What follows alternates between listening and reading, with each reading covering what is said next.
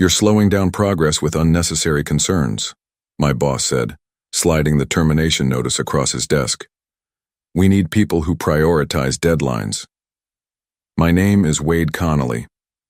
At 51, I've spent 3 decades on construction sites across Billings, Montana. I started as a laborer and worked my way up to site supervisor at Driftline Construction. I know the rhythm of a job site, the sound of a properly running generator, the sight of a level foundation, the feel of correctly tensioned cables. More importantly, I know when something's wrong. For the past 4 months, I'd been overseeing the Riverview Commercial Complex, an 8-story office building that would be the tallest structure in the eastern part of the city. The project was already behind schedule when they brought in Justin Hawkins, a 30-something project manager fresh from some fancy firm in Seattle. His first day on site, he walked around with a tablet, tapping notes without once putting his hands on any materials or speaking to the crew beyond quick introductions. "These temporary supports don't match the specs," I'd told him last week, pointing to the inadequate bracing on the 3rd floor. "We need to reinforce them before we continue upward."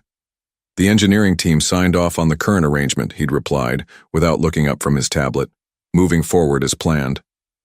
I documented it, like I did with everything. Photos, notes, emails. Some might call it covering my ass. I called it doing my job. Now, sitting in the site trailer, I watched Justin wait for an explosion that wasn't coming.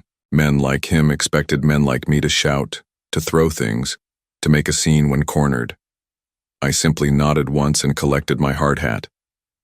"I'll clear out my locker," I said. "I've already had your personal items packed," he replied, sliding a cardboard box toward me. "Security will walk you to your truck." Security, like I was some kind of threat. Like 30 years of showing up early and leaving late meant nothing. Like raising legitimate safety concerns made me dangerous.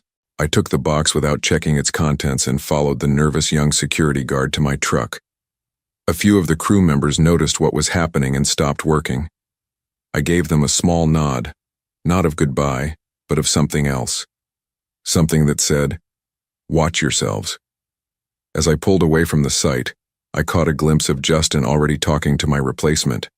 The man he was speaking with was nodding enthusiastically, probably promising to keep things moving at all costs. It wouldn't be the last they'd see of me, though they didn't know it yet. I'd spent my working life building things that lasted. My father was a carpenter who taught me that shortcuts create weaknesses, and weaknesses eventually fail. "Do it right the first time," he'd say, "even if nobody but you knows the difference." This philosophy had earned me respect from crews and contractors alike. It had also cost me opportunities with companies that prized speed over quality. I'd been let go twice before for insisting on proper procedures. Each time I'd found another position within weeks. Good superintendents who actually care about code compliance aren't as common as you'd hope. My wife Elaine understood my principles, even when they affected our finances. "Your name is on that building as much as the developers," she'd tell me. "You have to sleep at night." Driftline had been different, at least at first. The company founder, Gregory Stein, had built the company on a reputation for quality work. I joined 7 years ago when they were still mid-sized, handling mostly commercial renovations and small-scale developments. Then Gregory retired, his son took over, the company tripled in size, and suddenly hitting deadlines became more important than doing things properly. The Riverview project was their largest yet, and the pressure from above was intense. The first sign of trouble came when they replaced our original project manager, Hank Willis, a seasoned professional I'd worked with for years, with Justin Hawkins. "They're bringing in new blood," Hank had warned me during his last week. "These young guys from the big firms, they're all about the bottom line. Be careful, Wade." I'd nodded, not realizing how right he would be. During Justin's first month, small corners were cut. Safety meetings shortened from 15 minutes to 5. Material inspections became cursory. Documentation requirements were relaxed. When I pushed back, I was labeled old school and resistant to change. I started keeping a separate log of all the deviations from code and best practices, digital photos stored in the cloud, copies of emails sent from my personal account, voice recordings of conversations when Montana law allowed it. The breaking point came when I discovered they'd substituted lower-grade structural bolts than what the plans called for on the 4th and 5th floors. The difference wouldn't be visible to an inspector without close examination, but in an earthquake or severe wind event, it could mean catastrophic failure. "We need to replace these," I'd told Justin, showing him the comparison. He'd glanced at the bolts in my palm and said, "The supplier assured me they're within acceptable parameters. We're not delaying the steel team for this." That was 2 days before my termination. I drove straight home after being escorted off the site, the cardboard box riding shotgun like a silent passenger. Elaine wouldn't be back from her shift at the hospital for hours. I sat in my truck in the driveway for a long while, staring at the house we'd bought 15 years ago. It needed a new roof. I'd been planning to do it myself this summer. Now I had the time, but potentially not the money. Inside, I set the box on the kitchen table and finally looked through its contents. My thermos, a few reference books, the framed photo of Elaine and me at Glacier National Park.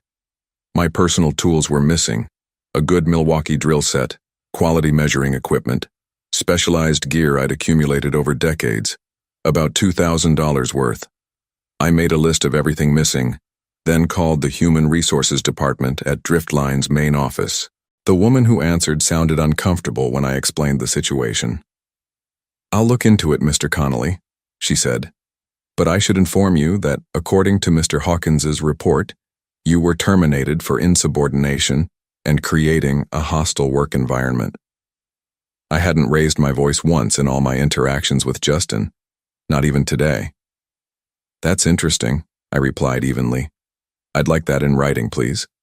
"Excuse me?" "The reasons for my termination. I'd like them in writing, and I'd like my tools returned. Otherwise, we can discuss this through my attorney." She promised to call back. I hung up and stared at my phone for a long moment before opening my personal email. There, in organized folders, was everything I'd documented over the past 4 months. 76 distinct safety violations, ranging from minor to potentially catastrophic. All with photographic evidence, all with records of my attempts to address them through proper channels. It wasn't just about getting fired anymore. It was about the 200 people who would eventually work in that building. It was about the construction crew who didn't know what was being hidden behind drywall and underneath flooring. It was about every corner cut becoming a potentially lethal hazard down the line. I started a new email addressed to the Occupational Safety and Health Administration's regional office. The subject line was simple: urgent. Multiple critical safety violations at Riverview Commercial Complex. I worked methodically, organizing the violations by category and severity, cross-referencing code requirements, attaching documentation. 4 hours passed. Elaine came home and found me still at the computer. "Wade, what happened?" I told her everything while continuing to type. She stood behind me, her hands resting on my shoulders, reading the screen as I worked. "They're going to fight back," she said quietly. "Let them. You might not get another job in this town." I paused, hands hovering over the keyboard. "Some things matter more than a paycheck." She squeezed my shoulders gently. "I know. That's why I married you." I hit send at 9:47 p.m. Then I started another email to the State Building Inspector's office. The call from Justin came at 7:30 the next morning. "What the hell do you think you're doing, Wade?" His voice was tight, controlled anger. "Good morning, Justin. I just got a call from OSHA saying they've received a complaint about our site. Was that you?" I sat at the kitchen table, coffee mug in hand. "I documented legitimate safety concerns, that's all. You were fired for causing problems, and now you're proving me right." His voice dropped to something almost like reason. "Look, Wade, I understand you're upset, but this vindictive behavior isn't going to help you find another position. In fact, I'm already getting calls from other firms asking about you." The threat was clear: keep pushing and I'd be blackballed. "If the site is up to code, you have nothing to worry about," I replied. He laughed, short and sharp. "We both know inspections can be subjective. One person's violation is another's acceptable variance. But what's not subjective is how the industry views disgruntled employees who try to sabotage projects after being terminated. Is that what happened to my tools? I asked. Sabotage? A pause. What tools? The ones not returned with my personal effects. I've already filed a police report for theft. That wasn't true yet, but his reaction told me everything. You know what? Keep the tools. Consider it severance. But drop this OSHA nonsense before you hurt yourself. Goodbye, Justin. I hung up and immediately called the police department to file that report. They took the information but didn't sound optimistic about recovery. Next, I called 3 construction companies I had relationships with to inquire about openings. 2 didn't return my calls. The third, Elkridge Builders, had the owner's son call me back. I'd like to help you out, Wade, I really would, he said. But we've got a full roster right now, and, well, there's been some talk. What kind of talk? That you're difficult to work with. That you make trouble. He sounded genuinely uncomfortable. Look, I know my dad thinks highly of you, but the industry's tight right now. Maybe try again in a few months when this all blows over. By mid-afternoon, I'd received similar responses from 2 more companies. Word travels fast in construction circles, especially in a city the size of Billings. At 4:15 p.m., my phone rang with an unfamiliar number. It was an attorney representing Driftline Construction. Mr. Connolly, I'm calling to inform you that any further communication from you regarding the Riverview project could be considered defamatory and result in legal action. Are you saying the company would sue me for reporting legitimate safety violations to regulatory authorities? I'm saying that your characterization of standard industry practices as violations appears to be retaliatory in nature, given the timing. Furthermore, you removed confidential project documentation when you left the company, which constitutes theft of intellectual property. I hadn't removed anything. All my documentation had been created on my personal devices and stored in my personal accounts, but they were laying groundwork to discredit me. Send me a formal cease and desist if that's your position, I replied. Otherwise, I have nothing more to say. 3 days later, I received a thick envelope from their law firm. Inside was a cease and desist letter threatening legal action if I continued to malign the company, along with a non-disclosure agreement they reminded me I had signed upon hiring. I hadn't signed any such document, but fighting this would require an attorney I couldn't currently afford. They were trying to bury me before the inspectors even arrived at the site. A week after my termination, I was sitting in a diner downtown when Franklin Weber slid into the booth across from me. Frank had been my electrical foreman on the Riverview project, and we'd worked together on and off for 15 years. This is probably a bad idea, he said, glancing over his shoulder. Probably. I pushed my coffee cup aside.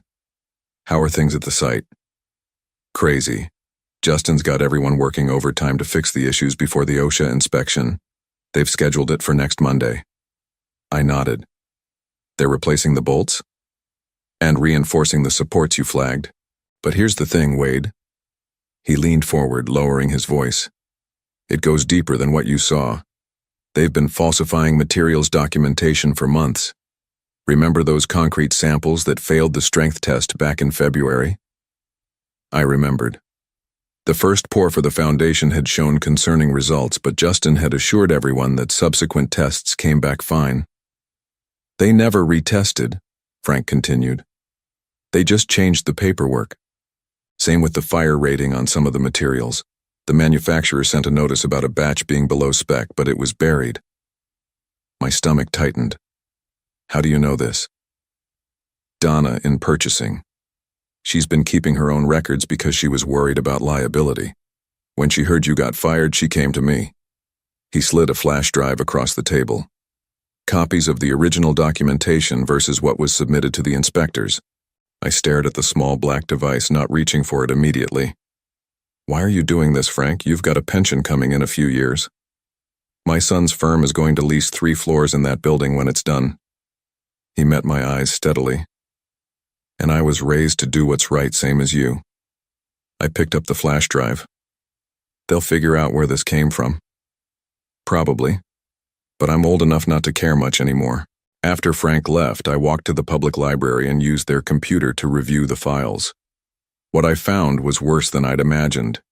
The documentation showed systematic fraud, not just shortcuts and oversights, but deliberate falsification of safety testing and material quality. This wasn't just about Justin Hawkins.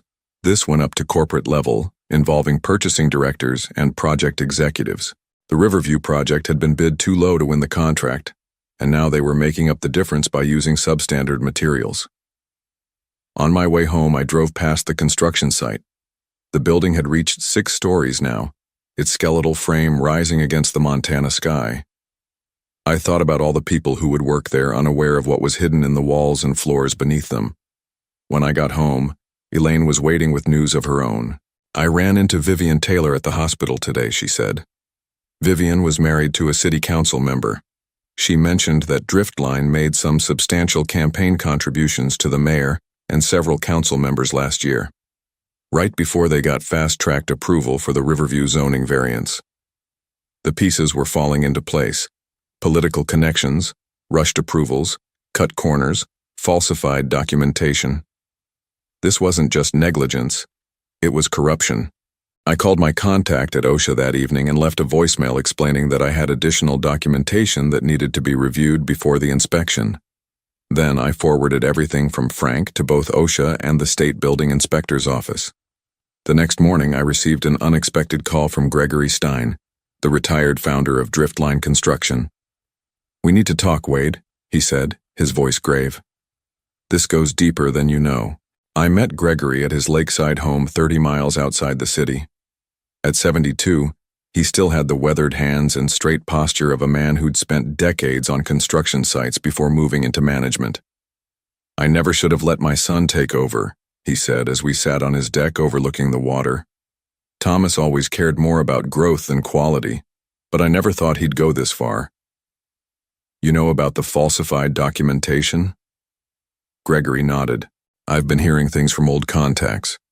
When your OSHA complaint hit, several people called me." He took a sip of his coffee. "What you don't know is that Riverview isn't just another project for Driftline. It's the cornerstone of their bid for the new hospital expansion. That's a $100 million contract." I understood now why they'd reacted so strongly to my complaint. If OSHA found serious violations at Riverview, they'd lose any chance at the hospital project. "I've been collecting information too," Gregory continued. "Thomas doesn't know I still have access to certain company accounts. I've documented irregular payments to city inspectors, the altered test results, everything." He fixed me with a steady gaze. "I built that company on my reputation. I won't let them destroy it or build death traps with my name attached." We spent 2 hours planning our next steps. Gregory would approach the board of directors with his evidence, forcing internal action. Meanwhile, I would work with OSHA to ensure the inspection was thorough and couldn't be circumvented. The next day, I received a call from a journalist at the Billings Gazette. Somehow, she'd heard about the OSHA complaint. "I'm working on a story about construction safety oversight," she explained. "Your name came up as someone with concerns about the Riverview project." I was careful with my words. "I can confirm that I reported safety issues through proper channels. Beyond that, I can't comment on an ongoing investigation." "We've heard rumors about falsified safety documentation. Can you confirm that?" Someone was leaking information, probably from the city offices. "I would encourage you to request public records related to the project's approvals and inspections. That's all I can say for now." The article ran 3 days later, not naming me directly, but mentioning serious allegations from a former site supervisor regarding structural integrity and documentation practices. By that afternoon, the mayor's office had issued a statement expressing full confidence in the city's building inspection process and promising transparent cooperation with regulatory authorities. The next morning, I got a text from Frank. "OSHA here now. Not scheduled inspection. Multiple inspectors." I smiled. The article had accelerated things. 2 hours later, Gregory called. "The board has called an emergency meeting for tomorrow. I'm presenting everything." "How's Thomas taking it?" "He doesn't know yet. He's at the site dealing with the OSHA situation. Everything was coming together faster than we'd anticipated. That evening, a courier delivered an envelope to my house. Inside was a formal offer of employment from Bridgewell Contracting, a respected firm based in Bozeman with a satellite office in Billings. The owner was an old friend of Gregory's, though the letter didn't mention that connection. Just before midnight, my phone buzzed with a text from Frank. Jay terminated effective immediately. Corporate team on site taking over project management. Justice was swift once the dominoes started falling, but I knew Driftline would try to contain the damage by sacrificing Justin while protecting the company's larger interests. They'd claim he acted alone, that corporate had no knowledge of his methods. That's why Gregory and I had agreed on one final step. Tomorrow he would provide all his documentation to the State Attorney General's office, along with a formal request for a criminal investigation into corporate fraud. The truth was going to come out. All of it, no matter who it hurt. 3 weeks after my termination, I stood in the back of the county courthouse meeting room as the Montana Department of Labor and Industry announced their findings. Press filled half the seats, with Driftline executives and city officials occupying the front row. Thomas Stein sat stiffly beside the company attorney, his face a mask of professional concern. He'd spent the past 2 weeks positioning himself as the solution rather than the problem, publicly thanking the whistleblowers for bringing isolated incidents of non-compliance to light and promising full cooperation with authorities. The commissioner's voice cut through the murmurs. Following exhaustive investigation, we have identified systematic and deliberate falsification of safety documentation at the Riverview Commercial Complex. The violations are so severe that we are issuing an immediate stop work order on the project. Camera flashes popped as she continued. Additionally, we are recommending criminal charges against 3 Driftline construction executives for knowingly endangering public safety and worker welfare through fraudulent practices. One of those executives was Thomas Stein. I watched as he leaned over to whisper urgently to his attorney. The lawyer shook his head slightly. There would be no easy escape this time. Gregory stood at my side, his expression solemn but resolved. He'd sacrificed his relationship with his son to do what was right. Neither of us took pleasure in Driftline's public downfall, but we both understood the necessity. The commissioner finished by thanking the whistleblowers whose documentation had been instrumental in preventing what could have been a future tragedy. She didn't name us, but Thomas turned in his seat, scanning the room until his eyes found mine. I held his gaze steadily, neither angry nor triumphant, just a man who had done his job even when it cost him everything. Some principles aren't negotiable. 6 months after the Riverview scandal broke, I stood on the foundation of what would become the new Billings Memorial Hospital East Wing. My hard hat had the Bridgewell Contracting logo now, and my title was Senior Project Manager. The concrete beneath my boots had been poured according to exact specifications, with proper testing and documentation. Every step of the process had been methodical, verified, and done right the first time. The Riverview building had been taken down to its foundation and was being rebuilt by a coalition of local construction firms under intense regulatory scrutiny. Driftline Construction no longer existed. The company had dissolved after criminal indictments and civil lawsuits made it impossible to continue operations. Thomas Stein had taken a plea deal in exchange for testimony against other executives and the city officials who had looked the other way. Gregory had sold his retirement home to help establish a fund for construction workers who had lost jobs in the aftermath. Not everyone had supported my actions. Some in the industry still viewed me as the man who brought down a major company and cost people their livelihoods. Others quietly thanked me for standing up for standards that protected everyone. Frank Weber was my electrical superintendent now. Donna from purchasing had joined Bridgewell too. We'd brought over several good people who shared our commitment to doing things properly. Elaine and I had finished putting the new roof on our house ourselves, working evenings and weekends. The physical labor had been therapeutic after months of legal meetings and depositions. "Ready for the inspection?" my assistant asked, approaching with clipboard in hand. "Always," I replied. I'd learned that doing the right thing rarely came without cost, but I'd also discovered that I could sleep at night, look my wife in the eye, and face myself in the mirror each morning. Some victories are measured not in what you gain, but in what you refuse to lose.